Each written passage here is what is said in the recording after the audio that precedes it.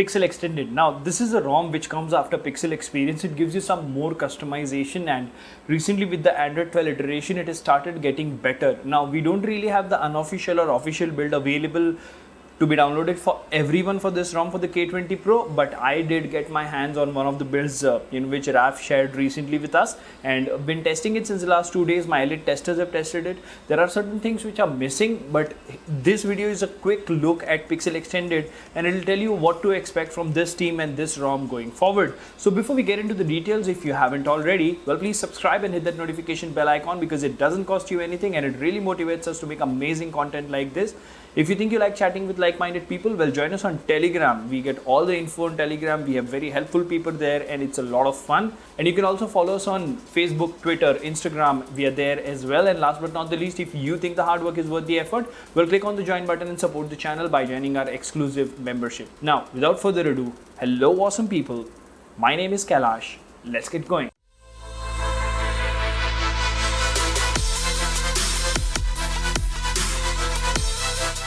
So let's see here what Raf has to say. It says, hello guys, it's not an official release, but since it has been tested, I share it. Before the next official release, at this link, find the PX version with Android 10 firmware, which is a good thing.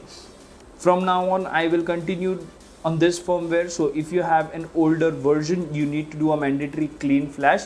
The flashing instructions are wipe cache, Dalvik system data and vendor, flash Android 10 firmware, flash ROM, flash DFE reboot. The version is also permissive, make a good flash, enjoy PEX is what they have to say. Right now, let's actually go ahead and talk about the ROM. Now, as this is the unofficial build, we don't have a change log and all the other things, but I'll tell you this ROM is beautiful. It has been working great. It has some things missing. For example, safety net is not passing, the ROM is not enforcing, and by the time this ROM is released, those things should be taken care of, right? Now, the moment you boot into this particular ROM, you're greeted by a very beautiful wallpaper. Not this one. This is the one that I have set. It's from Curated Culture. If you're wondering where this wallpaper is from, yeah, it looks beautiful.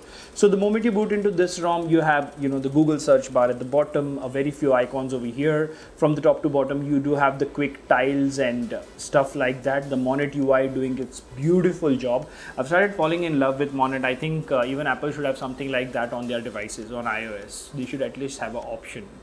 It'll be fun. Never gonna happen, probably.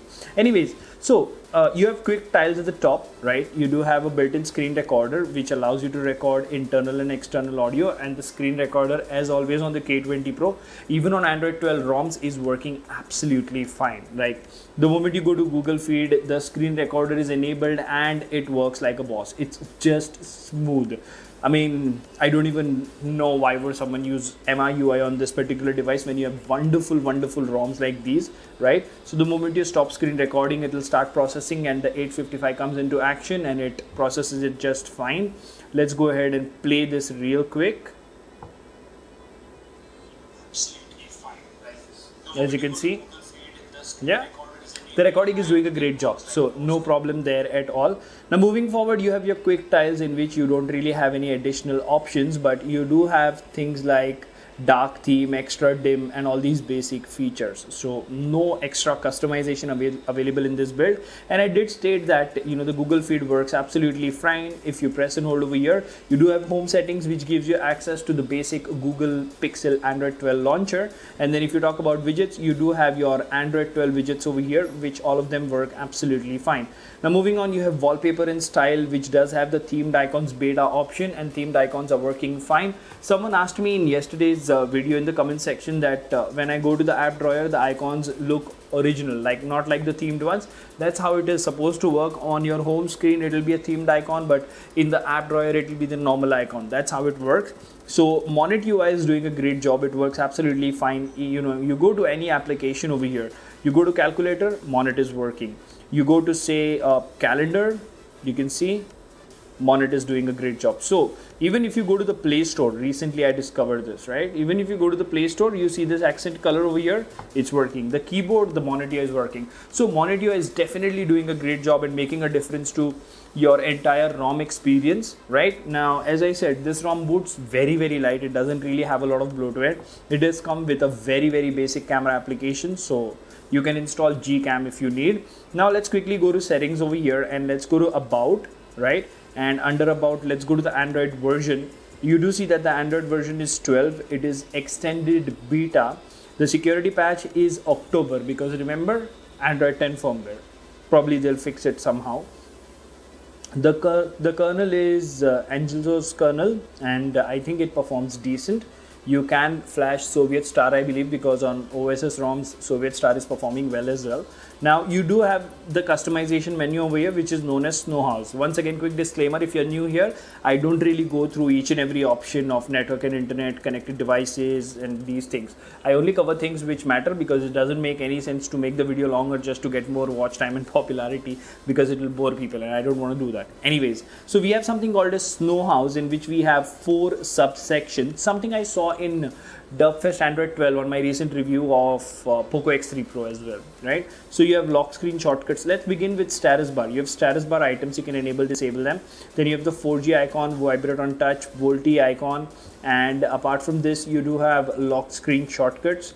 Moving on, you have vibrate on connect, vibrate on call waiting, and hardware is blank. So they have added the customization menu, but the customization is simply not there. It's very, very minimal.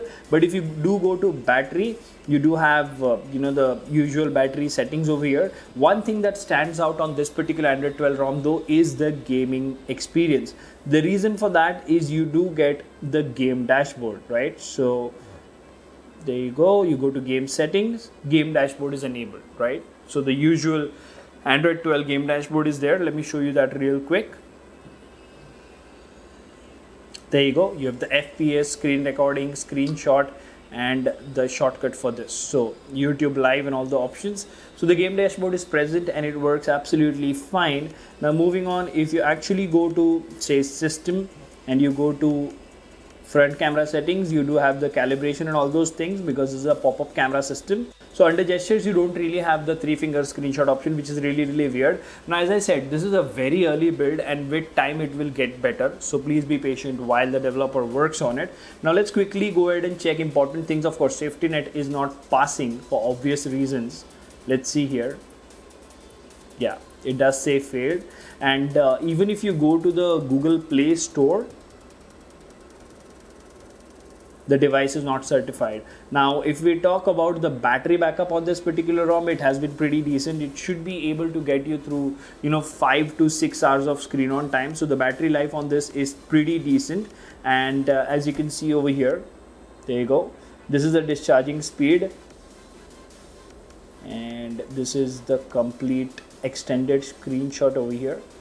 You do see that the battery discharging is not that high, right? Should give you 5 hours screen on time in combined usage of 18 hours. So more or less, 5 to 6 hours, that's pretty decent. And let me show you the benchmark numbers. Before that, I'll also share the charging speeds with you, right? Now it charged 40% in 53 minutes. So the charging is on a slower side. And as I said, this is a very early build and things will get better. So let's talk about the screenshot of CPU throttle test. CPU throttle to 91% of its max performance, 181 424 GIPS, decent score, not out of the world for the Redmi K20 Pro, but a decent score. And let's actually talk about Geekbench over here, right? So if you go to results, 728 single core, 2575 multi-core. Now again, a middle ground score, decent score. And even if you talk about Antutu, it's giving a decent score of 515 285. So all in all, don't ask me for the download link, because I'm not aware if I'm allowed to share, but sooner or later this will come out for everyone. And Pixel Extended first look, what I have to say is they are going in the right direction. They are doing a great job. The smoothness is there, Monet is working absolutely fine, the battery backup is decent, the charging, I think they'll fix it. So all in all, decent ROM, Pixel Extended based on Android 12 for the Redmi K20 Pro. Let me know in the comment section what do you think about this video. Until the next one, this is Kailash signing off at PhoneOps. Keep smiling, take care, goodbye.